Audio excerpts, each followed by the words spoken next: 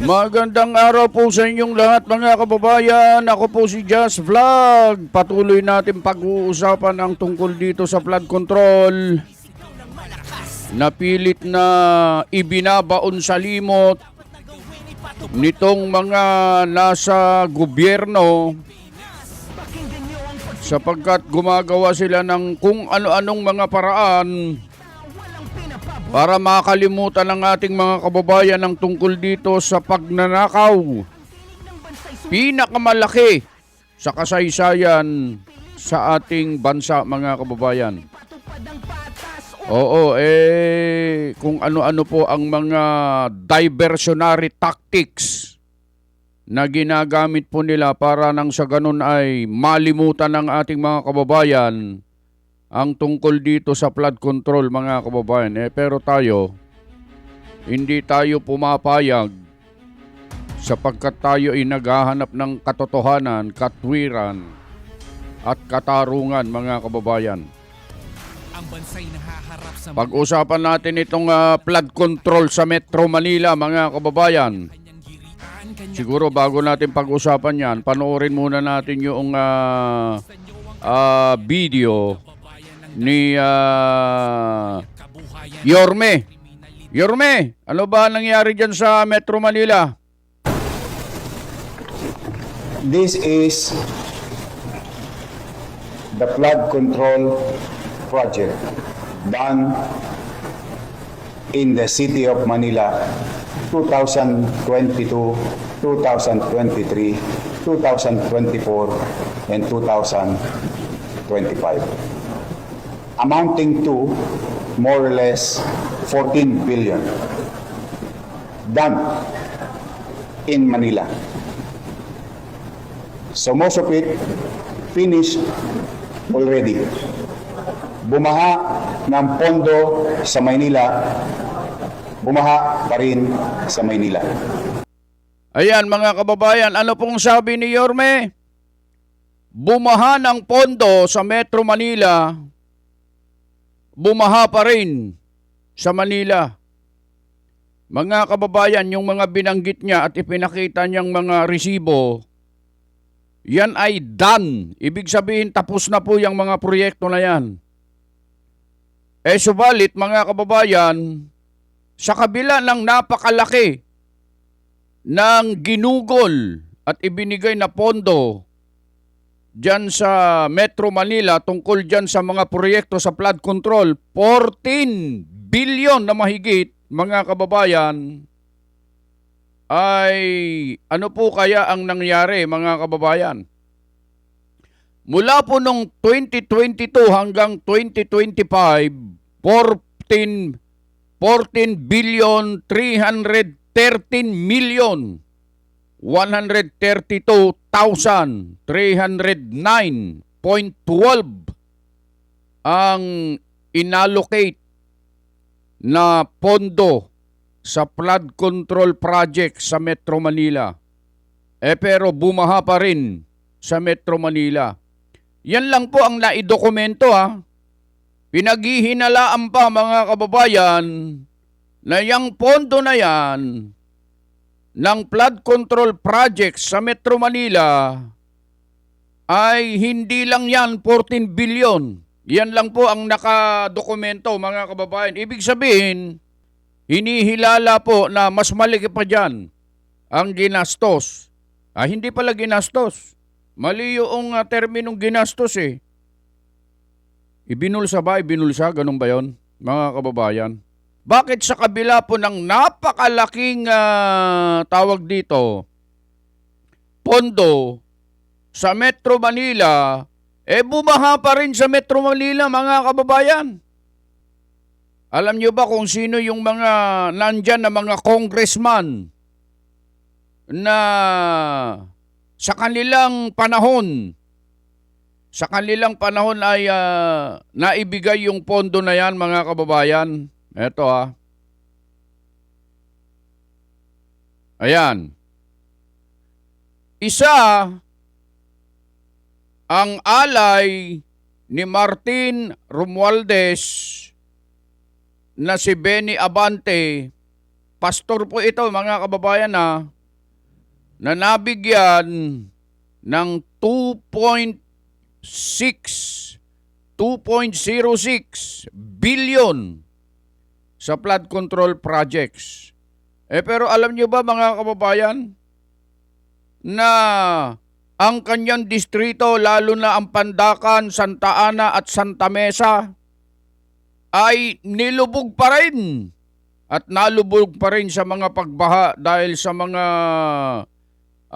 palpak na flood control projects, mga kababayan. Alam nyo, itong si Congressman Benny Ibante, ito ang isa sa pinaka maraming sinasabi at pinaka maingay sa confidential funds na nililitis po ngayon ng Senado, mga kababayan, sa impeachment court.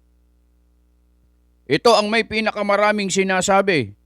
Pero mga kababayan, hindi niya nakikita yung kanyang sarili, mga kababayan. Puna ng puna sa ibang tao at napakarami niyang sinasabi sa ibang tao, tumitira madalas sa ibang tao, pero hindi niya nakikita yung puwing na napakalaking nakaharang sa kanyang mga mata, mga kaibigan at mga kababayan. Ano po yung puwing na sinasabi namin? Hindi ba? Sa kanyang distrito, mga kababayan, ay napakatindi ang pagbaha dyan. Subalit, napakalaki naman ang pondo sa mga proyekto ng flood control na ibinigay sa kanyang distrito, mga kababayan. Saan napunta? Kaya nga sabi ni Yorme dito, mga kababayan, eto, ayan o. Kaya nga sabi po ni Yorme, what did you do with the 14 billion in flood control money? Ano ang ginawa ninyo? Saan napunta ang 14 billion na pera sa flood control? Saan nyo ginamit? Saan nyo dinala? Gusto nyo bang malaman, mga kababayan at mga kaibigan, kung sino-sino yung mga congressman na yan na tinatanong ni Yorme? Ayan mga yan, tinan nyo. Yan. Sila po ang mga congressman mula District 1 hanggang mula District 1 hanggang District 6 dahil sa 6 na distrito po ang Metro Manila. Ang una, mga kababayan, si Representative Ernesto Junicio Jr. na tinatawag na Ernie. Siya po ang congressman sa District 1, mga kababayan, sa Western Tondo. Siya po ay nabigyan ng 3.4 billion na pondo sa flood control. Pero binaha pa rin sa mga lugar na yan, mga kababayan. Sino pa? Sa 2nd District naman, si Rolando Rolly Valeriano. Mga kababayan, tumanggap din ng 2.059 billion. Sir, saan niyo po dinala yan? Bakit bumabaha pa rin sa inyong lugar? Sino pa? Eto, lalo na ito. Isa ito sa mga maiingay din pagdating sa confidential fund, mga kababayan. Si Congressman Jewel Chua pala, mga kababayan. Sa Binondo po ito. Siya po ay nagkaroon din ng 4.2 billion. Siya po ang pinakamalaki sa 6 na distrito, mga kababayan. Itong si Congressman Joel Chua ang pinakamalaki nang naibigay sa kanyang distrito na budget sa flood control. Pero mga kababayan, napakatitindi ng pagbaha po dyan sa Metro Manila. Sino pa? Sa 4th District naman, 1.3 billion. Hindi po maliit ito. Kahit 1.3 yan, napakalaki po niyan. si Representative Giselle Maceda. Sa Sampaloc naman po ito, mga kababayan. At ang panglima, si William Erwin Ting sa Intramuros, Ermita, Malate, Port Area, San Andres, at South Paco. Diyan naman po si Representative Teng o Cheng. At ang pang-anim, mga kababayan, ay walang iba kundi ang isa sa pinakamaingay, pinakamaingay. At nananalangin pa ito, at sinabi pa niya na baha na daw ang buong bansa. Pagkatapos ay sinasabihan si VP Sara na magpakita na sa impeachment, mga kababayan. Parang sinasabi niya na ang may kasalanan ng pagbaha sa buong bansa ay si VP Sara, mga kababayan. Ang naibigay po sa kanya na budget ay 2.6 billion. Congressman Abante, nasaan yung 2.6 billion? Bakit napakatindi ng pagbaha sa iyong distrito? Ito sinasabi natin. Itong dalawang ito, lalo na si Chua at saka itong si Abante, mga kababayan. Ito yung mga napakaiingay pagdating sa pag-iimbestiga sa confidential fund. Pero yung sa kanila, bilyon ang pinag-uusapan dyan, mga kababayan, Yung iniimbestigahan nila, 125 million lang yata yun. Mga kababayan, pero malaki pa rin yun. Sinasabi natin dito, mga kababayan, kung mayroong dapat managot kahit saan pa yan, confidential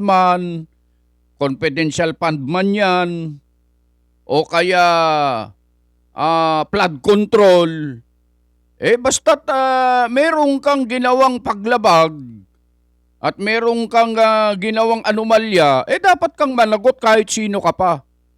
Pero itong mga kababayan, ang sinasabi natin dito, ang punto natin dito, mga kababayan, napakagaling magsalita itong mga ito. Akala mo napakalilinis po nilang mga tao. Hindi makabasag pinggan. Pero tignan mo naman, bilyones. Sipin mo, 14 billion, 14.3 billion po pinag-uusapan dyan, At yan lang ang nakadokumento. Mas malaki pa. Hinihilala pang mas malaki pa ang naibigay sa kanila na pera kaysa dyan sa naidokumento na yan na 14.3 billion. Gaano kalaking halaga po yan, mga kababayan? Pagkatapos makikita mo ang Metro Manila pag konting ambon lang, konting ulan lang, mga kababayan. Baha na po sa Metro Manila. Ganyan po katindi dyan. Mga kababayan, ano po ang gusto nating i-point out dito? Ano po ang punto natin dito, mga kababayan? Yan po ay pera ng mga Pilipino. Yan po ang mga tax natin, mga kababayan. Na dapat sana ay magawa ng maayos yung mga proyekto sa flood control. Pero lumalabas dito, mga kababayan, na hindi po nila ginastos ito. Bakit ganyan pa rin? Bumabaha pa rin samantalang napakalaki ang pondo na ibinigay sa flood control sa Metro Manila. Kaya nga sabi ni Yorme, ano ang ginawa nyo? Saan nyo dinala ang pera sa flood control? Yan ang matinding tanong ni Yorme dito sa mga congressman na ito. At ang matindi pa dyan, mga kababayan, karamihan sa mga projects na ginawa nila sa flood control, walang permit. Mga kababayan, yan ay nahuli nila. Sa Ilocano, natakwatan da. Mga kababayan, nakita po nila yan sa lungsod ng Maynila, mga kababayan, at ibinulgar po yan Yorme, mga kababayan. Pagkatapos itong si Benny Abante, sabi niya wag daw silang murahin. Meron siyang pinos wag niyo ho akong murahin. Dahil alam ko ho ang makakabuti sa ating bansa. Congressman Abante, hindi naman po kayo minumura. Kayo lang po ay tinatawagan ng pansin. Saan nyo dinala yung mga pera na ibinigay sa inyo sa distrito ninyo na pondo sa flood control? Ikaw, Congressman Chua, kung makapagsalita kayo, akala nyo napakalilinis nyong mga tao. At hindi lang kayong dalawa, pati itong mga kasamahan ninyo. O saan yun dinala? Anong ginawa nyo sa mga pera na yan, na pera ng taong bayan? Bakit bumabaha pa rin sa Metro Manila? At napakatindi ng pagbaha dyan. Pagkatapos ang may kasalanan sa pagbaha, kung sino-sino ang sinisisi nyo. Mga kababayan, hindi tayo galit sa sino man dito. Sinasabi lang natin kung ano yung ating nasa saloobin. Sana matawagan ng pansin itong mga ito na akala mo ay kung sino makapagsalita ng wagas, makapagsalita ng lustay sa ibang tao, pero yung kanilang mga sarili hindi nila nakikita, mga kababayan. Kung maaari lang nga na hilingin na itong mga ito ay yung mga nagnakaw sa pera ng bayan ay kung pwede lang sana na hilingin mo at on the spot ay maibibigay sa'yo. Nahihilingin mo na mawala na sa mundo itong mga ito na nagnakaw sa pera ng bayan mula sa mastermind at maibibigay sana yung kahilingan mo on the spot. Sigurado po titino ang ating pamahalaan, ang ating gobyerno, mga kababayan, pag nawala itong mga ito. Opo, mantakin ninyong halos trilyon ang pinag-uusapan po dyan sa flood control, pero hanggang ngayon wala pang linaw. Wala pang napapakulong na malalaking isda. Ang ikinukulong nila, mga kababayan, yung mga kritiko nila, yung mga bumabati ko sa kanila, kung sino pa yung nagsusulong ng katwiran, katotohanan at katarungan, sila pa ang ginigipit. Mga taong ito'y mapaniil, walang pakundangan, na bumaluktot sa katotohanan, hustisya, para maipatupad ang kanilang sariling interes, mga kababayan. O sa lahat po ng mga congressman dyan sa Metro Manila, kitang-kita po ang ebidensya. Tinatanong po kayo ni Yorme, saan nyo daw dinala ang 14.3 billion na pondo sa flood control, na pera sa flood control? Saan nyo dinala? At bakit patuloy pa rin ang pagbaha sa Metro Manila? Bumaha ng pondo. Pero baha pa rin sa Metro Manila, mga kababayan. So yun lang, mga kababayan, nabigyan lang natin ng konting reaksyon nito. Maraming salamat po sa inyong pagsubaybay at binabati po namin kayo ng isang magandang araw.